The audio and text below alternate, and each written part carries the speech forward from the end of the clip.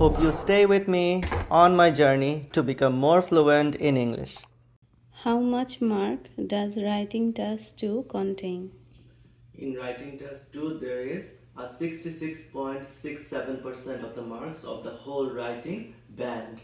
That means your writing task 2 is twice as important regarding marks compared to writing task 1. Let me give an example.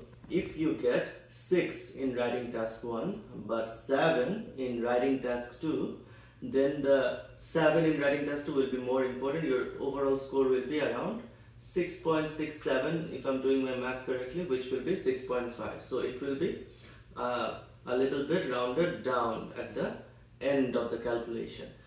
If you get, for example, 6.5 in writing task 1 and 7 in writing task 2, then it will be 7 overall because it will be closer to 7. So, of course, you should also spend more time in writing task 2 as well. How much time should I spend in writing task 2? As I said, it has double the marks than writing task 1, so you should spend around double the time in writing task 2. But when we write different answers, sometimes it takes us more time even to write short answers, especially if it's a graph or it has a lot of information in writing task 1. So my suggestion is to take about 35 minutes in writing task 2 instead of 40 minutes, which is suggested by IELTS.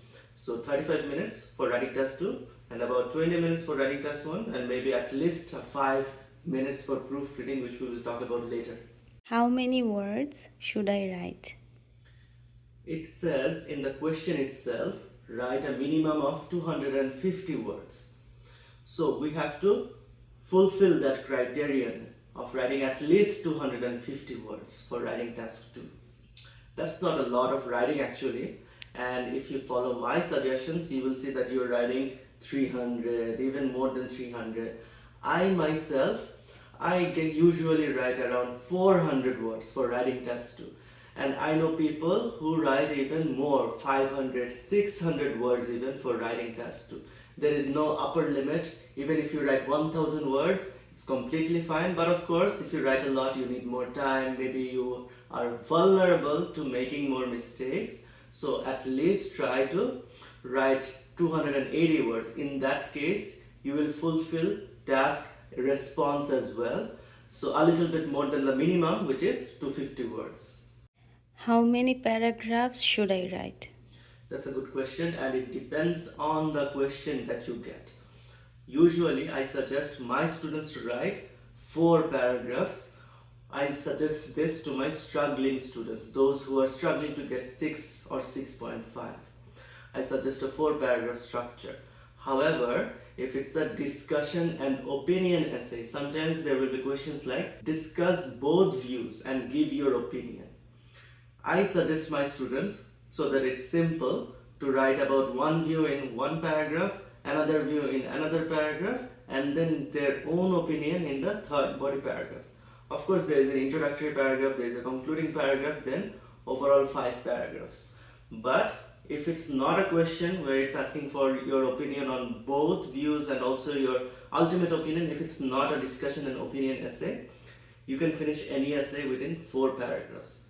The introductory paragraph at the beginning, the concluding paragraph at the end, and the middle to body paragraphs. I have a lot more to say about body paragraphs. Be sure to check out my videos on writing task 2, which will be given in the description. How many sentences should I write in each paragraph? I personally am not a big fan of counting the number of sentences per paragraph, but I understand that it's helpful to many people, including most of all struggling students. So my suggestion is to write not many sentences, just stick to the main points. So the first paragraph is what, Sanjita? Introduction. The introductory paragraph just needs 2 things. Number 1, background information. There is no need to use a hook. If you see my video, if you watch my video on essay writing basics, I also talk about a hook, but IELTS essays do not require any hook. So first of all, the background information. What is the essay about? And very good news is that the background information is given in the question itself. one or two sentences will be there to lay out the background. You can just paraphrase them. So 1 to 2 sentences about the background, and then just one sentence for the thesis statement. The thesis statement is the most important sentence of the whole essay. It's like a mini summary. You can write it in 2 sentences, but I suggest writing it in 1 sentence. That's the usual ideal way of writing a thesis statement. So how many sentences? 1 or maximum 2 sentences for the background information and 1 more sentence for the thesis statement. Only 3, or even you can write 2 sentences. 2 to 3 sentences for the introductory paragraph. The concluding paragraph, let's go to that again. Let's go to that now. The concluding paragraph just needs 2 sentences. You can even finish it within 1 sentence. How can it be possible? You just need to summarize. You need to summarize your whole essay in the concluding paragraph. If you want, you can also give a suggestion, but summarizing is usually enough. If you're aiming for a very high band, maybe you can also give a suggestion or a recommendation or something that you want to end off the essay with, so that there is an air of finality, but that's not mandatory. So again, 2 to 3 sentences, even 1 sentence for the conclusion. Now finally, the body paragraphs. How many sentences should there be? I suggest 4 to 5 sentences, only 4 to 5 sentences. And I also teach a structure to my students. I have a video on this. It's called the teal paragraph or the peel paragraph, the teal or the peel method. T or P, the first one is topic, sentence or point.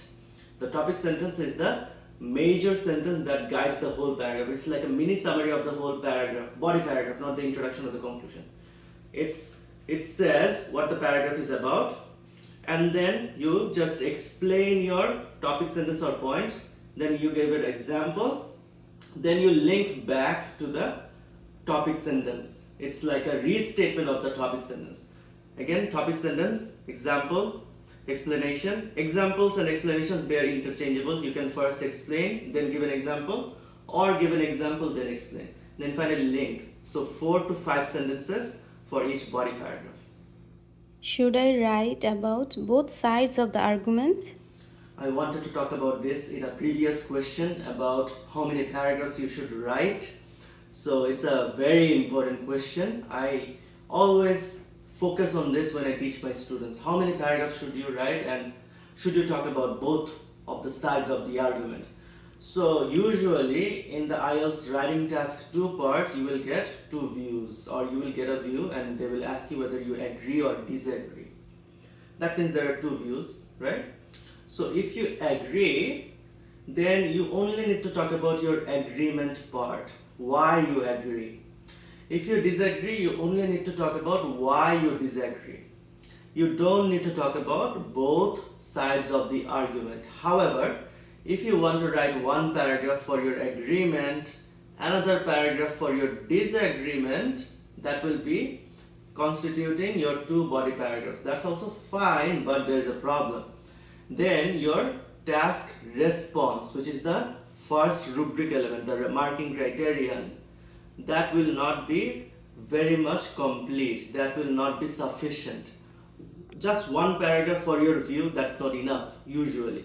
It's very hard to express your opinion sufficiently using just 1 paragraph. So my suggestion is that if you have the choice to stick to one side of the argument, most questions will only ask you to talk about one side. Please only stick to one side of the argument. It's very easy. It also takes less time. It takes less brainstorming. Do that. Even I myself stuck to one side of the argument, but I gave a small counter argument at the end. But that's the strategy for advanced language users. So for most of my audience, just stick to one perspective, and you need to write 2 to 3 body paragraphs if you remember. So 2 body paragraphs I suggest for most people. 1 paragraph should be one reason why you agree or disagree. Another paragraph should be about another reason why you agree or disagree. So the same perspective, not agree then disagree. Agree, why? Agree, another why. Or disagree, why? Disagree, another why. So if the exception is that if you get a question like discuss both views and give your opinion, then my suggestion is take 1 paragraph to talk about each view. 1 paragraph for one view, another paragraph for another view, then a third, a separate paragraph for your own opinion. What is a thesis statement? Is it important?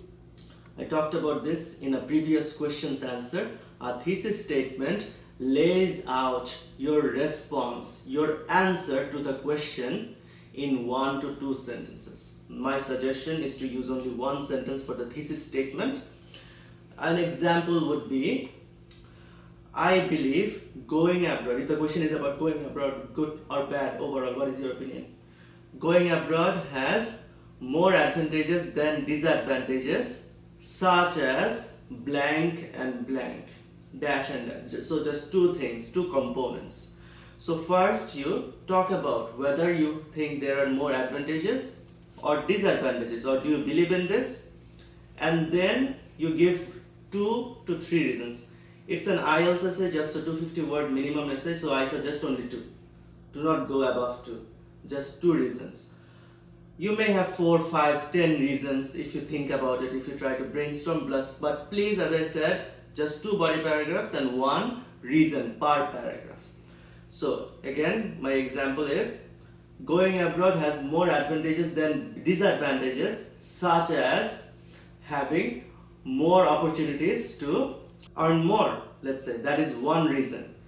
And living a life where better healthy living or a better living standard. For example, you could give pollution free environment compared to Bangladesh, which is very, very densely polluted and also populated, if you want to talk about that. So there are many reasons. Just pick 2 reasons after giving why, whether you think it's better or worse, and then why. 2 reasons. Do I need to give my personal opinion in all types of writing task 2 questions? You see, examples and personal examples, they are not the same. There is a very big difference. A personal example would be like, in my childhood I saw this, or I used to work for a company which was humanitarian, let's say, or I have a lot of experience doing yoga.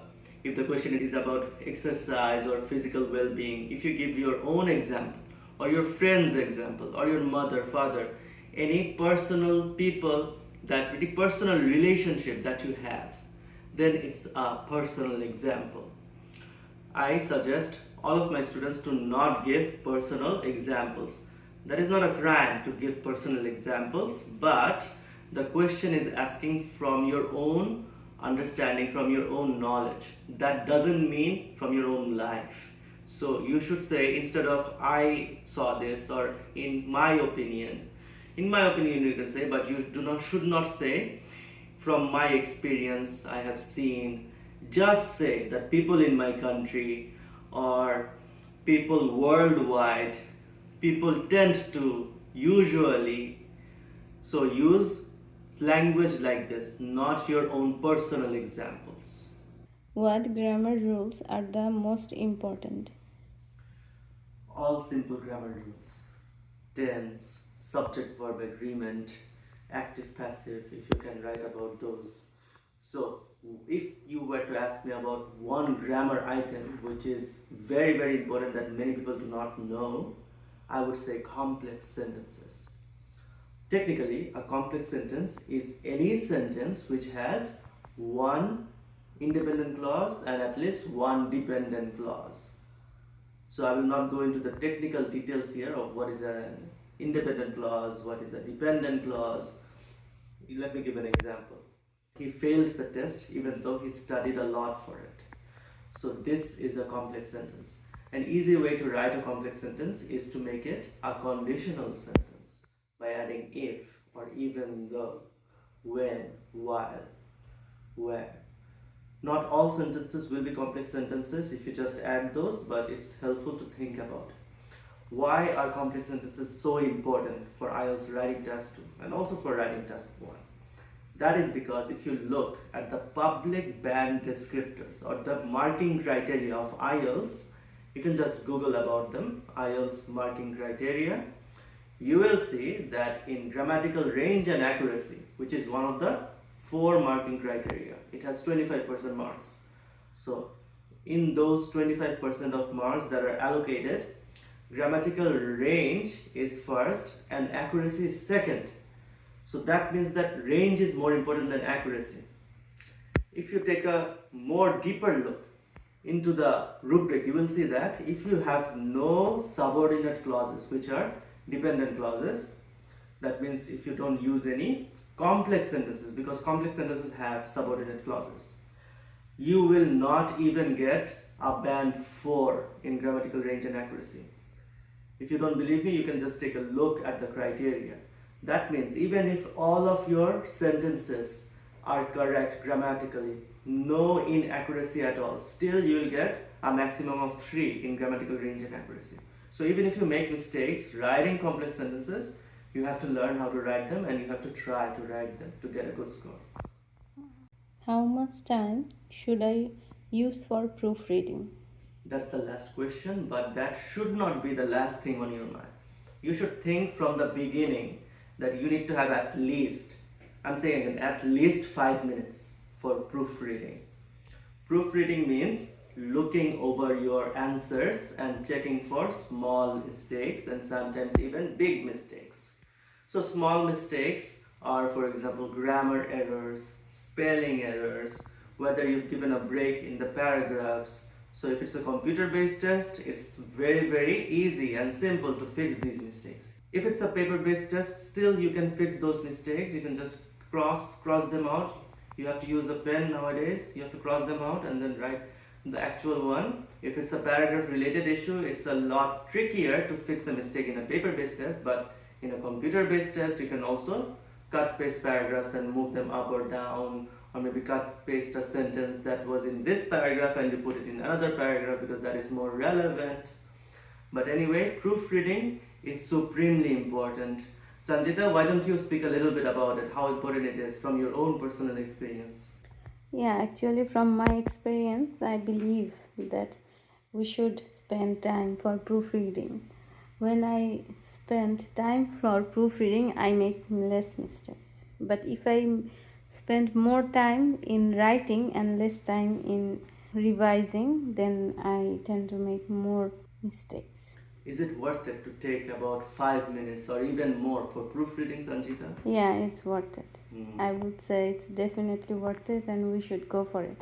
I know that being student, it's like we feel like that I don't want to revise, I don't want to go back and look again.